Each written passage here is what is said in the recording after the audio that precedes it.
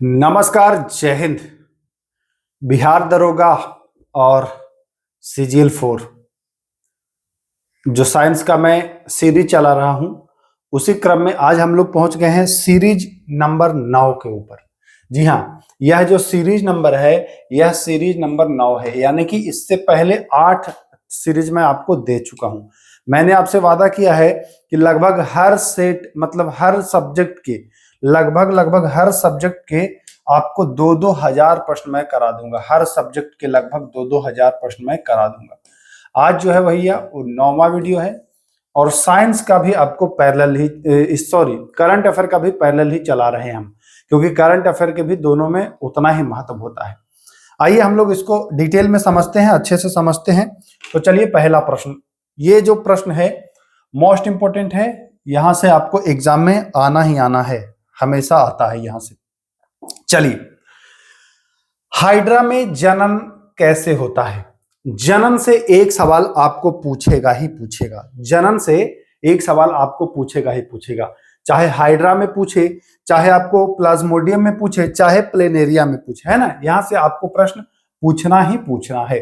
तो हाइड्रा में पूछ रहा है कि जनन कैसे होता है। 4 ऑप्शन है, खंडन है, बहुखंडन है ना, पुनरुद्भवन या पुनर्जनन है, मुकुलन है। तो हाइड्रा की मैं अगर बात करूं हाइड्रा की, तो हाइड्रा में होता है मुकुलन। क्या होता है? मुकुलन। देखिए, अगर मुकुलन ना दे करके बडिंग दे दे ऑप्शन, बडिंग, तो ध्यान रखिएगा, बडिंग उसी का अंग्रेजी है। ये मत सोचिए कि बडिंग तो बताए नहीं थे। तो हाइड्रा में जनन जो होता है वो कैसे होता है? तो बडिंग से होता है, मुकुलन से होता है। स्पाइरोगाइरा में होता है खंडन। स्पाइरोगाइरा में देखिए, यहां पर मैं लिख देता हूं, है ना, कभी पूछे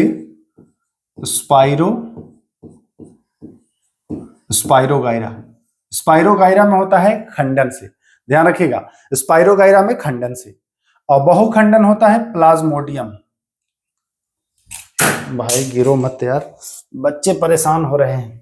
प्लाज्मोडियम,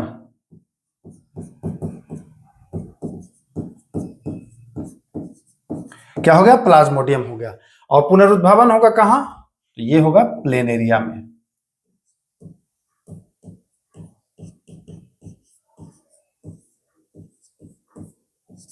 और ये मैं बता ही चुका हूं हाइड्रा में। क्लियर? देखिए, चारों आपको क्लियर हो गया होगा। हाइड्रा में जनन, तो हाइड्रा में आप बता देंगे कि हाइड्रा में मुकुलन या बडिंग। और खंडन किस में होता है? तो स्पाइरोगाइरा में खंडन या फर्मेंटेशन होता है। बहुखंडन किस में होता है? या मल्टीपल फ्यूजन कहें तो प्लाज्मोडियम में होता है, ठीक ना।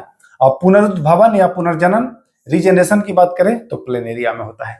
एकदम क्लियर हो जाना चाहिए। ये चारों पॉइंट आपको दिमाग में कंठस्थ होने चाहिए। अगर बिहार दरोगा में भाग लोगे तो यहां से प्रश्न आपको सॉल्व करना ही होगा। इस प्रश्न को तो आपको सॉल्व करना ही होगा। चलिए चले आगे, आ जाते हैं आगे। नेक्स्ट आते हैं भैया, ध्यान पूर्वक समझना है। आइए भाई, स्पष्ट आकाश नीला दिखाई देता है, क्योंकि स्पष्ट आकाश मतलब स्वच्छ आकाश की बात कर रहा है आपसे, कि जो स्वच्छ आकाश होता है तो नीला दिखाई दे। बिना बादल वाले की बात कर रहा है, साफ आकाश की बात कर रहा है। साफ आकाश नीला क्यों दिखता है? देखिए, नीला प्रकाश वायुमंडल में अवशोषित हो जाता है। ध्यान रखना है दोस्तों, यहां अगर आपको अच्छे से जानकारी नहीं रहेगी तो गलत कर देंगे, बहुत ज्यादा प्रबल संभावना हो जाता है कि आप गलती करोगे। अवशोषित हो जाएगा तो कैसे आपको दिखेगा? वो परावर्तित होगा तब दिखेगा ना। अवशोष लिया, अवशोष का मतलब वो रख लिया, तो कैसे दिखेगा? नहीं दिखेगा। तो नीला प्रकाश वायुमंडल में अवशोषित नहीं होता है। परावैंगनी विकिरण को वायुमंडल में अवशोषित कहता है। परावैंगनी से मतलब ही नहीं, हमको तो पूछ रहा है कि नीला, तो परावैंगनी से हमें कोई मतलब ही नहीं है। कह रहा है बैंगनी और नीला प्रकाश अन्य सभी रंगों की तुलना में वायुमंडल द्वारा अधिक प्रकीर्णित होते हैं। अधिक प्रकीर्णन, जानते हैं वायुमंडल में छोटे छोटे कण होते हैं ना, छोटे छोटे कण होते हैं। तो जो बैंगनी या नीला प्रकाश है, इसका ज्यादा प्रकीर्णन होता है। इसका प्रकीर्णन क्या होता है? ज्यादा। क्यों? क्योंकि इसका जो वेवलेंथ होता है ना, वो शॉर्ट वेवलेंथ होता है, छोटा होता है। वेवलेंथ छोटा होने की वजह से यह ज्यादा प्रकीर्णन इसका हो जाता है। तो ये तो सही है, अधिक प्रकीर्णन होता है। क्लियर है? तो ये बिल्कुल सी राइट आंसर हो जाएगा। क्लियर, कोई दिक्कत नहीं है। चले आगे, आ जाओ भैया। अगर कॉन्सेप्ट क्लियर रहेगा तो रिजल्ट भी क्लियर रहेगा। सोलर सेल बने हुए होते हैं। सोलर सेल, आप जानते हैं कि सोलर सेल में सिलिकॉन होता है, जानते हैं ना। अब सिलिकॉन क्या है, आपको यह भी पता चल गया होगा कि सिलिकॉन जो है वह अर्धचालक है। तो सोलर सेल कैसे बने हुए हैं, तो कुल मिलाकर के यह अर्धचालक से बने हुए हैं। ध्यान दीजिएगा, सोलर सेल कैसे बने हुए हैं, अर्धचालक से यानी सिलिकॉन से। पॉइंट एक नोट करिएगा यहां पर, चालक क्या होता है। देखिए प्रश्न पूछता है कि अगर हम चालक का तापमान बढ़ाएंगे तो उसके प्रतिरोध पर क्या प्रभाव पड़ेगा। अगर चालक का, देखिए यहां पर बहुत अच्छे से समझिएगा, एकदम हूबहू लाइन पूछेगा एग्जाम में। तापमान थोड़ा सा हटके क्वेश्चन में बता रहा हूं, लेकिन जानिए चालक का अगर टेम्परेचर बढ़ाते हो तो ताप अगर बढ़ेगा तो प्रतिरोध भी जो है वो भी बढ़ जाएगा। यानी कि ताप बढ़ने से क्या हो जाएगा, प्रतिरोध भी क्या होगा, बढ़ जाएगा। ठीक ना। चालक का अगर तापमान बढ़ाते हैं तो प्रतिरोध भी इसका बढ़ता है। अगर देखिए, अगर यही अर्धचालक का तापमान बढ़ाएंगे, अर्धचालक का हम अगर तापमान बढ़ाएंगे तो इसका प्रतिरोध क्या हो जाएगा, घट जाएगा। इसके अपोजिट होता है। ठीक ना, चालक और अर्धचालक दोनों पॉइंट आपको समझना पड़ेगा। चलिए आइए भैया। मोती प्राप्त करने के लिए संवर्धन किया जाता है। मोती प्राप्त करने के लिए संवर्धन किससे किया जाता है भैया, ध्यान दीजिएगा। चार ऑप्शन है, कोरल है, प्रॉन है यानी कि झींगा है, और फिर है डेंटेलियम है, या है ऑयस्टर, है ना। ऑयस्टर आप जानते होंगे, इसको सीप भी कहा जाता है ना, सीप कहा जाता है। तो मोती जो प्राप्त होता है आपको पता ही है कि यह सीप से प्राप्त होता है। किससे प्राप्त होता है, सीप से। और यह किस संघ में आता है, एग्जाम में अगर कभी पूछ दे तो बताएंगे कि यह मोलस्का। यह किस संघ में आता है, तो यह मोलस्का संघ में आता है। क्लियर, यहां तक कोई दिक्कत नहीं है ना। मोलस्का संघ में आता है, यहां से प्रश्न पूछ सकता है एग्जाम में। चलिए, और इसमें के बहुत सारे प्रश्न हैं जो बिहार दरोगा में पूछे गए कभी ना कभी। तो वैसे प्रश्न को मैं वरीयता देता हूं जो एग्जाम में आते रहता है, क्योंकि वो टहल फिर के आएगा। मनुष्य नेत्र में पुतली के आकार का नियंत्रण होता है। पुतली के आकार का नियंत्रण कैसे होता है, पुतली का जो आकार होता है, जब जैसे प्रकाश आंख में प्रवेश करेगा तो पुतली का आकार फैलना, सिकुड़ना, यह किस पर निर्भर करता है। देखिए चार ऑप्शन है, परितारिका, इसको आइरिस कहते हैं, परितारिका आइरिस कहते हैं। कॉर्निया आप जानते हो, रेटिना जानते हो, लेंस जानते हो। तो मनुष्य कहते हैं पुतली के आकार को कंट्रोल करना यह आइरिस का कार्य होता है। किसका कार्य होता है, आइरिस का कार्य होता है। ठीक ना, आइरिस का कार्य होता है, यानी कि परितारिका का कार्य होता है। ठीक, तो यहां पर ध्यान दीजिएगा। एक प्रश्न यहां से और पूछता है कि आंखों का रंग निर्भर करता है। आंखों का रंग, किसी का आंखों का आपने रंग देखा होगा, नीला, काला, है ना। तो आंखों का रंग भी जो है वह आइरिस पर ही निर्भर करता है। ध्यान दीजिएगा, आंखों का रंग भी आइरिस पर ही निर्भर करता है। कॉर्निया के बारे में जरा सा जान लीजिए। कॉर्निया क्या होता है भैया, तो जब नेत्र दान किया जाता है तो सामान्यतः लगता है ना कि आंख दान में पूरा आंख निकाल के दान कर देता होगा, नहीं, पूरी आंख नहीं दान होती है। नेत्र दान में केवल कॉर्निया को निकाला जाता है और कॉर्निया को ही दान किया जाता है, केवल कॉर्निया जाता है। ठीक ना, जो नेत्र दान करते हैं वो केवल कॉर्निया दान करते हैं। इंपॉर्टेंट पॉइंट है, ध्यान रखिएगा। पूछता है कि नेत्र दान में किसे दान किया जाता है, रेटिना के, कॉर्निया के, कि आइरिस, तो ध्यान रखेंगे।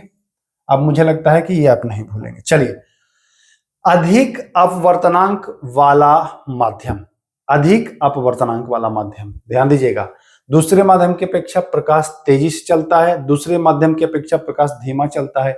ध्यान से समझिएगा, अधिक अपवर्तनांक, अपवर्तनांक, अगर अपवर्तनांक अधिक है इसका मतलब वो क्या है भाई, वो ज्यादा घना है, वह ज्यादा घना है। सीधा सा आपको याद रखना है, अपवर्तनांक अधिक है इसका मतलब लग रहा है कि वो घना ज्यादा है।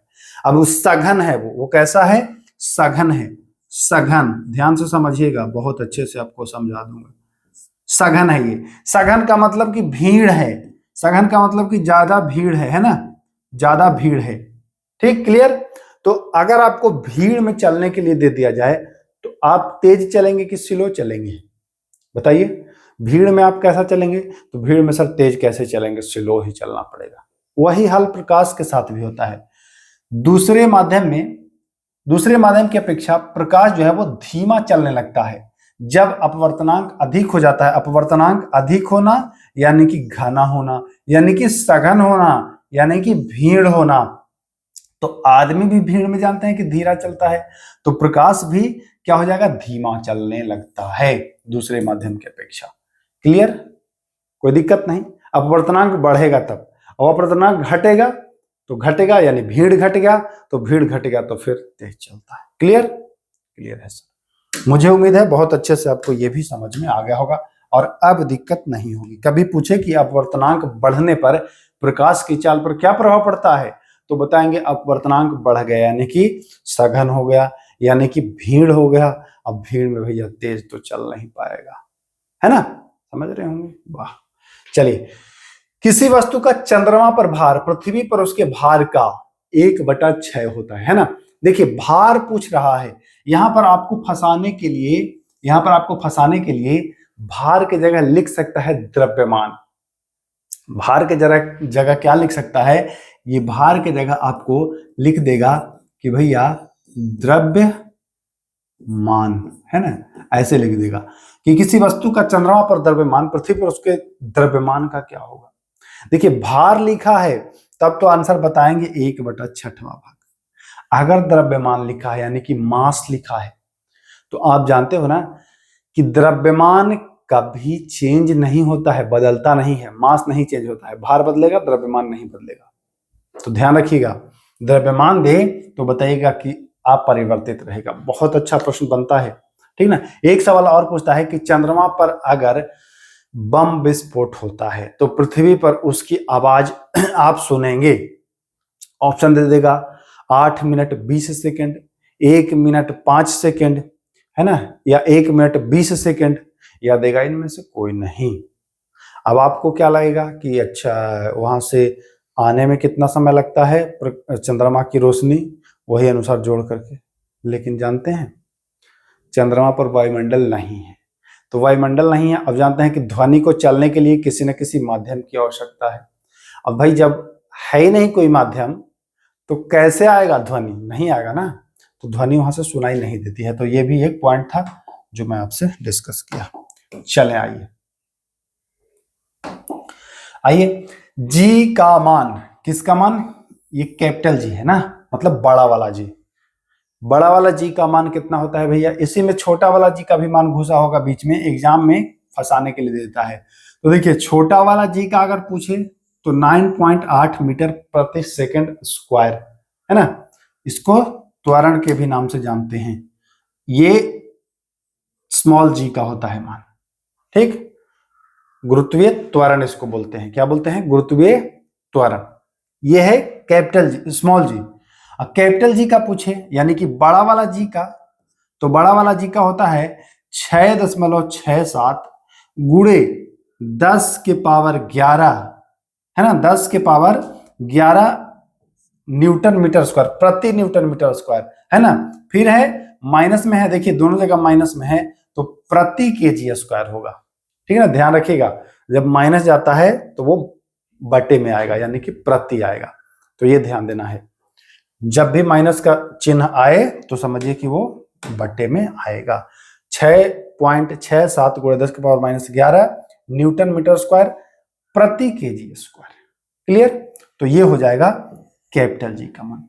ये मान दिया गया था केवेंडिश, हेनरी है ना, हेनरी, याद रखिएगा, हेनरी केवेंडिश के द्वारा, है ना, हेनरी केवेंडिश के द्वारा यह मान दिया गया था। तो यहां पर आपको इतना क्लियर हो जाना चाहिए। चलिए देखिए तापमान की इकाई पर आ जाइए। तापमान की इकाई आपको यहां पर लगेगा कि सेल्सियस, भाई तापमान ये भी मापते हैं, फारेनहाइट में भी मापते हैं, केल्विन में भी मापते हैं, लेकिन जो एसआई यूनिट इसकी है वो है केल्विन। वह क्या है भैया? वह केल्विन है। केल्विन को डिग्री में नहीं लिखा जाता है, ये जान लीजिएगा। केल्विन को डिग्री में नहीं लिखा जाता है, तो ये ध्यान दीजिएगा। और केल्विन को कहा जाता है एक परम शून्य ताप। परम शून्य भी पूछता है केल्विन से संबंधित कि भैया परम शून्य ताप क्या है? परम शून्य ताप तो इसी 0 केल्विन को, या कहीं ओके ना समझ लीजिएगा कि ओके, ओके मतलब परम शून्य या 0 के, है ना, ऐसे सब बताने के लिए बता रहा हूं, 0 के परम शून्य, ठीक है ना। तो ये केल्विन हो जाता है। ठीक, कोई दिक्कत नहीं सर, कोई दिक्कत नहीं है। आइए, प्रेरित विद्युत धारा की दिशा दी जाती है। बामहास्त नियम आप जानते होंगे, लेफ्ट हैंड वाला जो रूल है ना, तो लेफ्ट हैंड में जो नीचे वाला आता है, ये वाला, यही आता है प्रेरित की दिशा। ये वाला आपका गति बताता है और ये वाला आपका क्षेत्र बताता है। देखिए 3 आता है ना, तो ये आपका गति बताएगा अंगूठा, ये क्षेत्र बताएगा, और ये जो होता है ये क्या बताता है? ये बताता है आपका प्रेरित विद्युत धारा, ठीक है।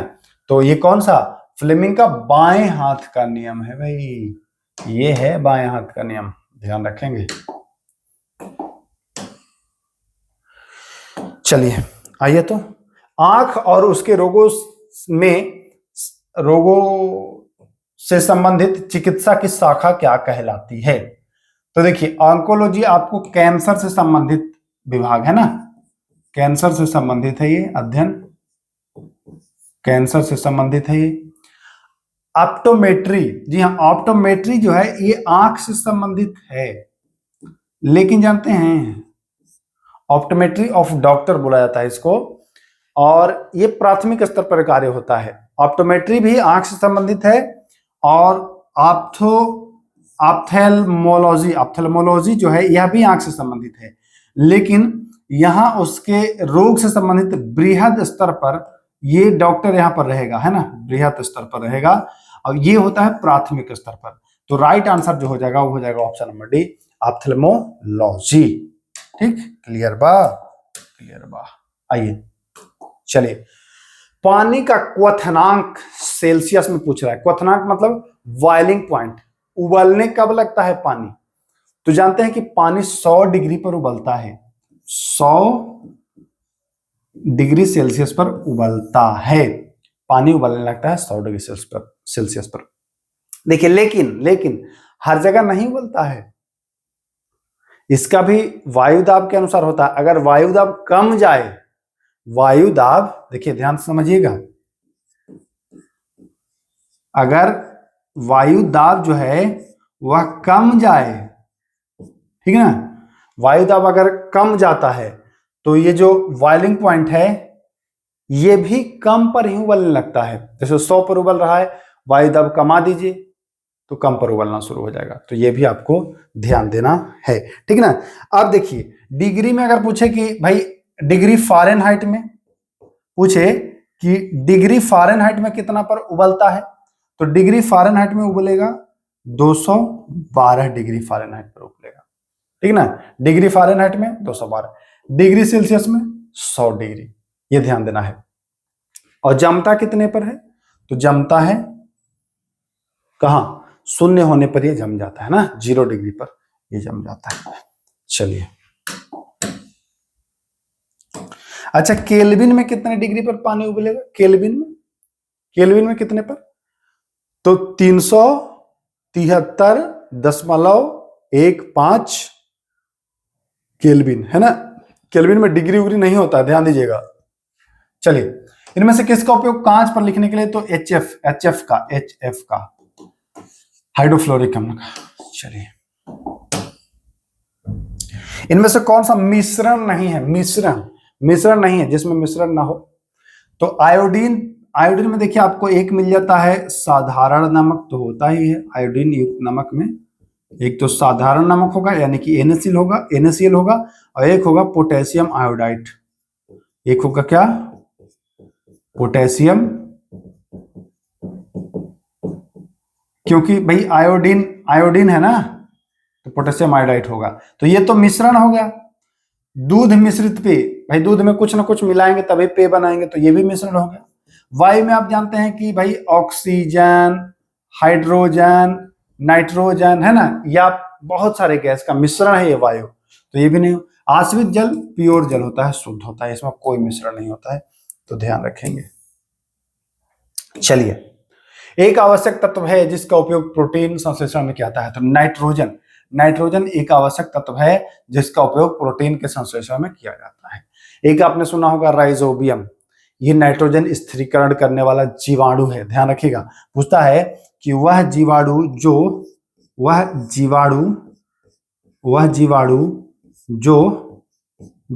दलहनी पादप में, दलहनी पादप के जड़ों में होता है ना, ये कहाँ होता है, ये होता है दलहनी, जो दालें होती है ना, दलहनी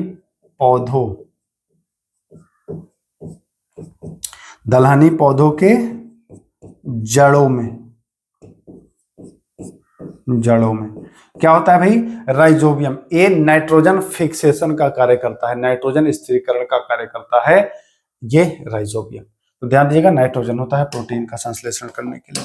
आइए, निम्न में से कौन सा पादप युग में उभयलिंगी पुष्प होता है? उभयलिंगी पुष्प का मतलब कि देखिए, जैसे ये पेड़ है ना, ये इसका एक फूल है, इसका भी फूल है, ठीक, इसका भी फूल है, इसका भी फूल है, तो इसमें दोनों होगा, नर भी होगा मादा भी होगा। जैसे कुछ पादप ऐसे होते हैं कि जो दूसरे फूल से इस पर तितली उतली बैठेगा या हवा पानी चलेगा तो यहाँ आएगा और निषेचन होगा, फिर प्रोसेस होगा। लेकिन एक ही फूल में इसका रहेगा, इस पर से इस पर आकर के और निषेचन, मतलब उभयलिंगी, नर और मादा दोनों होता है। तो ये ध्यान दीजिएगा, ये होता है गुड़हल, तो एक होता ही है, और क्या होता है, सरसों भी होता है। गुड़हल और सरसों, हाँ, गुड़हल तथा सरसों, ध्यान दीजिएगा, गुड़हल तथा सरसों, यानी कि ए ऑप्शन इसका राइट हो जाएगा। चलिए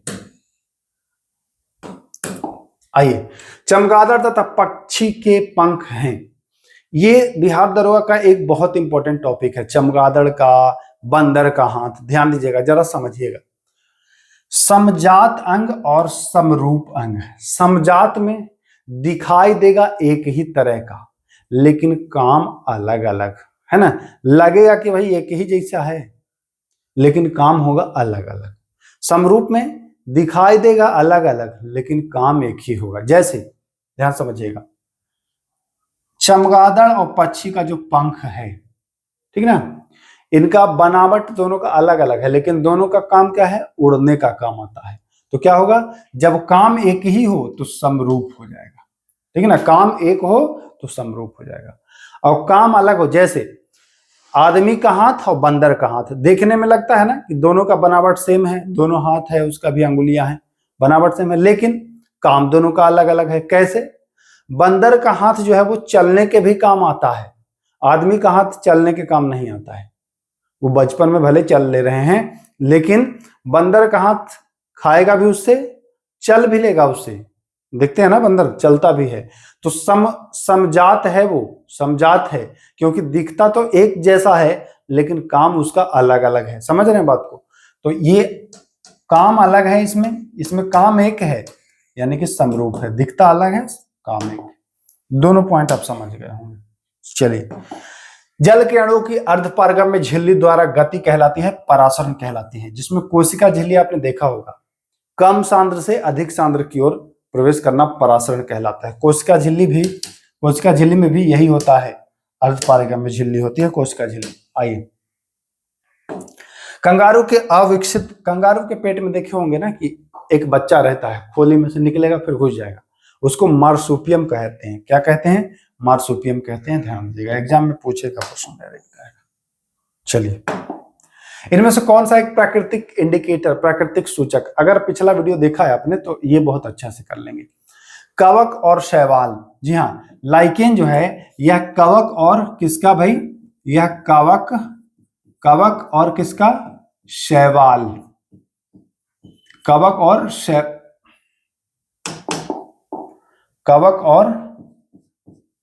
शैवाल का सहजीवी, परस्पर सहजीवी संबंध होता है, यानी कि सिम्बायोटिक रिलेशन होता है ना। इसमें क्या करता है, कवक इसको रहने के लिए आसरा देता है और शैवाल जो है इसको क्या देता है, भोजन देता है, ठीक ना। ये दोनों के मिश्रण से ये बनता है, क्या बनता है, इसको द्वैध पादप भी कहते हैं। इसको क्या कहते हैं, द्वैध पादप भी कहते हैं, लाइकेन कहते हैं।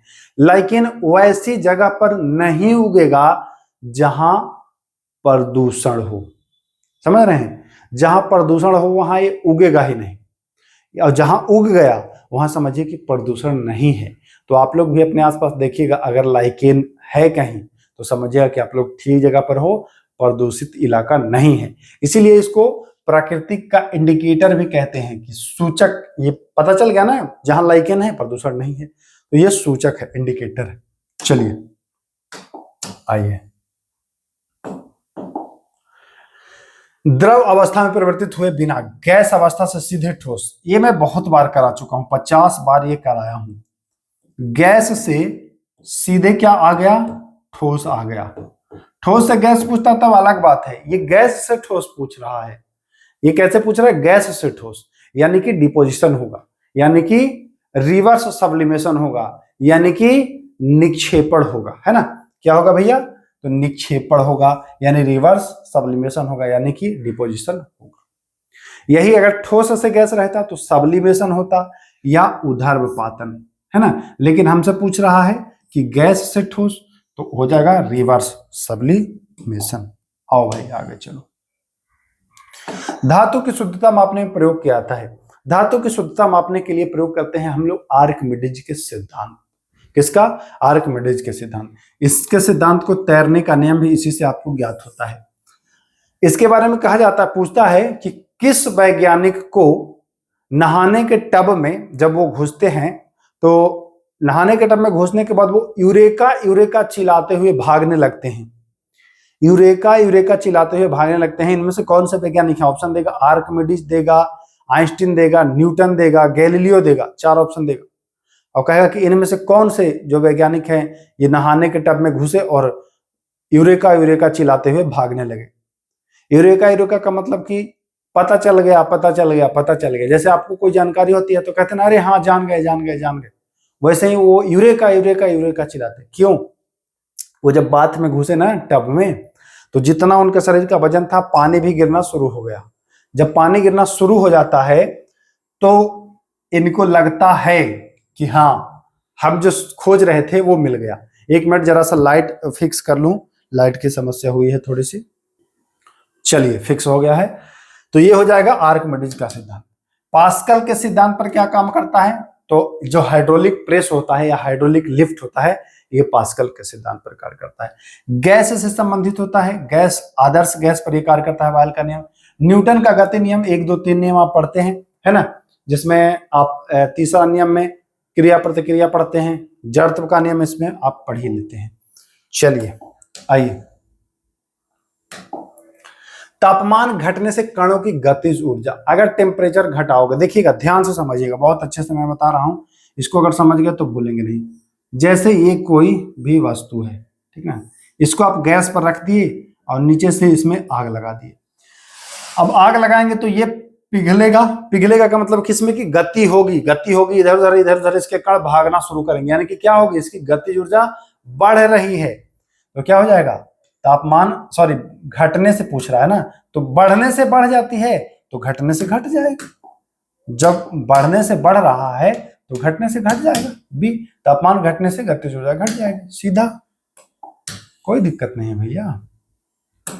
चलिए, रासायनिक और भौतिक दोनों का उदाहरण है। रासायनिक और भौतिक दोनों का उदाहरण में आता है मोमबत्ती का जलना। ये रासायनिक भी है और भौतिक भी है। देखिए भौतिक में क्या होता है कि अपने स्थिति को पुनः प्राप्त कर लेगा, रासायनिक में प्राप्त नहीं करेगा। समझिएगा, आटा से अगर रोटी बना दिए, अब रोटी से कैसे आप आटा बना पाएंगे, नहीं बनेगा, रोटी से आटा फिर नहीं बनेगा ना। तो ये हो जाता है क्या, रासायनिक। खाना खाए पच गया, अब जब वो पच गया तो भाई वो पचा हुआ जो मल है उससे अब भोजन तो फिर नहीं बना सकते हैं, तो ये भी रासायनिक परिवर्तन है। दूध से आप दही बना दिए, अब आपको कोई कहेगा कि हम दही दे रहे हैं इसको दूध बना के दो, तो बनाएंगे, नहीं बनेगा। कहेंगे हम मट्ठा बना देंगे भाई, तो कहेगा नहीं हमको दूध बना के दो, तो कहेंगे रासायनिक परिवर्तन हो गया है, जो करना है कर लो, ठीक है ना। लेकिन मोमबत्ती अगर जलाए तो जलने के बाद देखिए मोमबत्ती का कुछ भाग गिरेगा, तो कहेंगे कि ठीक है फिर इसे हम मोमबत्ती बना देंगे, यानी कि ये भौतिक परिवर्तन है। लेकिन जो जल के कुछ मोमबत्ती बर्बाद हो गया वह रासायनिक परिवर्तन था। तो दोनों इसका एकदम परफेक्ट उदाहरण है, ध्यान रखिए। चलिए आइए, जब बैरोमीटर का पाठ्यांक धीरे धीरे ऊपर उठने लगे, पाठ्यांक ऊपर उठ रहा है, यानी कि मौसम धीरे धीरे बढ़िया हो रहा है, बढ़िया हो रहा है, और पाठ्यांक जब हड़ाक से गिर जाता है अचानक, तो समझा जाता है कि बहुत तेज आंधी तूफान आएगी, है ना। तो क्या हो जाएगा,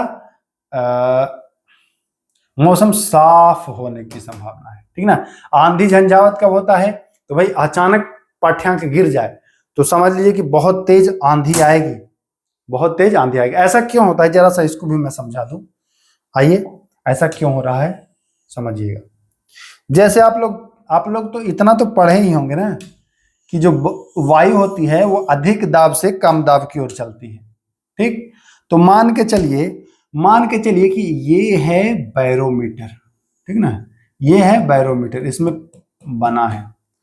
अब अगर यहां वायु का दाब कम है, यहां दाब क्या है, कम है, यहां दाब जो है वह क्या है, अधिक है। तो आप जानते हैं कि वायु जो होता है वो अधिक दाब से कम दाब की ओर चलता है, यही आएगा ना, इधर से इधर आएगा। अब पाठ्यांक कम गया, एकदम नीचे आ गया, तो क्या है, मतलब कि भाई वायु दाब कम गया, अब हवा इधर से आएगा भरने बहुत तेज, तो यही समझा जाता है कि बहुत तेज आंधी आएगी। इसी से ये इसको पता कर लिया जाता है। तो चलिए, मुझे उम्मीद है ये वीडियो आपको पसंद आया होगा। वीडियो को यहीं समाप्त करते हैं। अगर अच्छा लगा है तो लाइक कर दीजिएगा। फिर मिलते हैं, नमस्कार।